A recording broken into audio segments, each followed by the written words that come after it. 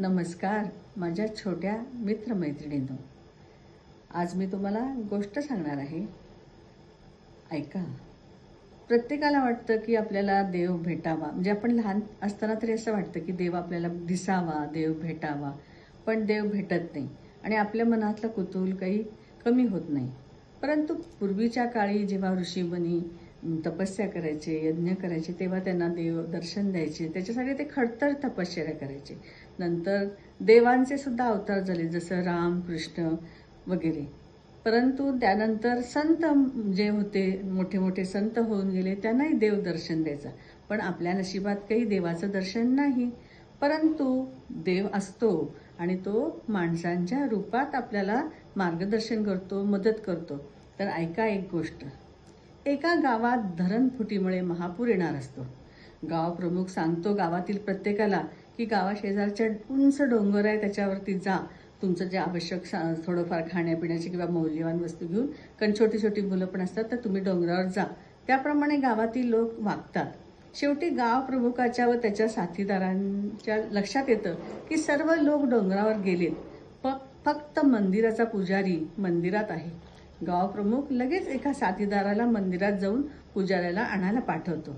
तो पुजाऱ्याला सांगतो की महाराज, आता गुडघ्यापर्यंत पाणी गावात आले, मंदिर सोडा, माझ्याबरोबर चला.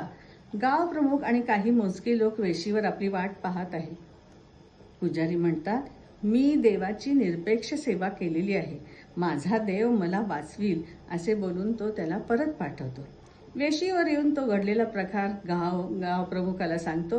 गाव प्रमुख दुसऱ्या साथीदाराला मंदिरात पाठवतो. दुसरा साथीदारही हात जोडून पुजाऱ्याला विनंती करतो की महाराज, पाणी कमरेच्या वर वाढले, वेळ कमी आहे, चला. तेव्हा तो पुजारी पहिल्यासारखेच उत्तर त्याला देतो आणि त्याला परत पाठवून देतो. असे अनेक जण पाठवले तरी पुजारी त्याचा हेका सोडत नाही. शेवटी गाव प्रमुख इतर साक्षीदारांना डोंगरावर पाठवून स्वतः मंदिरात जातो.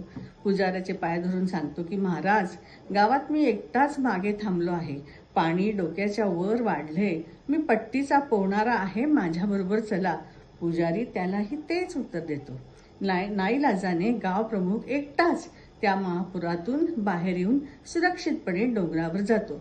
इकडे पाणी जास्त वाढून मंदिराच्या गाभाऱ्यात शिरते, आणखी वाढत राहते. पुजारी पाण्यात बुडून मरतो आणि त्याचा आत्मा आकाशात स्वर्ग नरकाच्या प्रवेशद्वारावरती येतो.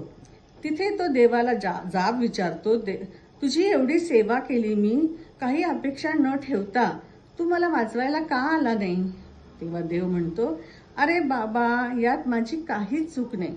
मी खूप वेळा तुला वाचवायला आलो होतो. शेवटी तुझ्या गावचा प्रमुख होऊन सुद्धा मी आलो होतो, पण तुझा हेकेखोरपणा, हट्टीपणा तुला नडला. तू मला ओळखलं नाहीस आणि बुडून मेलास. हे तुझ्याच कर्माचे फळ आहे, असं म्हणून देवाने त्या पुजाऱ्याला नरकात पाठवून दिलं. म्हणून लक्षात ठेवा की जेव्हा जेव्हा आपल्याला कोणी मदत करतो, कुणी आपल्याला खूप खूप संकटामध्ये मदतीचा हात देतो, जेव्हा चांगले आनंदाचे क्षण येतात, तेव्हा देवाचा आशीर्वाद असतो. देव हा मनुष्य रूपानं आपल्याला मदत करायला आलेला असतो.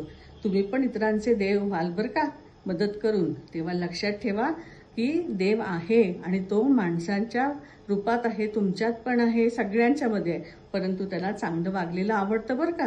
म्हणून आजपासून चांगलं वागा, आईवडिलांचं ऐका, आपल्या गुरुजनांचं ऐका आणि नेहमी चांगलं करत राहा. तुमच्या मित्रमैत्रिणींशी पण चांगले राहा, म्हणजे ते पण देवच असतात, तुम्ही पण देवच असता. म्हणून लक्षात ठेवा, देव आजकाल माणसातच आहे. देव माणूस, माणूस देव. नमस्कार.